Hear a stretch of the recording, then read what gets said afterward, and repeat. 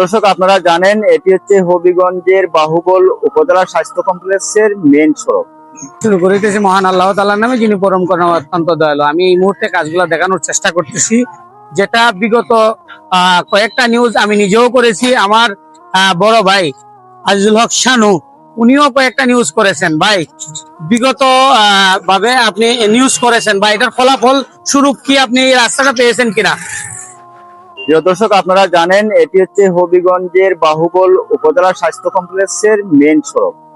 উপজেলার সদর থেকে মাত্র কয়েক মিনিট সময় লাগে, অথচ হসপিটালের ভিতরে ঢুকতে মানুষের ভোগান্তি শেষ ছিল না। জরাজীর্ণ রাস্তায় সাধারণ মানুষ চলাচলের অনুপযোগী ছিল।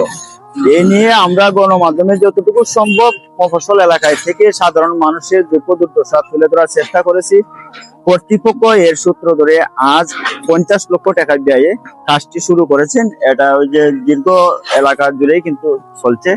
তো এখানে কোনো প্রকার অনিয়ম দুর্নীতি করা হবে না, এই আশ্বাসটুকু দিয়েছেন এলজিডি কর্তৃপক্ষ।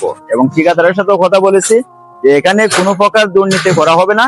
সাধারণ মানুষ যেহেতু সুবিধা ভোগ করতেই হবে, সেহেতু তাদের লোকসান হলেও উন্নত কাজ করে যাবেন। সবাই ভালো থাকবেন। লাইক জনগণের বিশেষ করে জনগণের পক্ষ থেকে আপনাকে অভিনন্দন জানাচ্ছি, যাতে করে মানুষের দুর্যোগে আপনি পাশে থাকেন।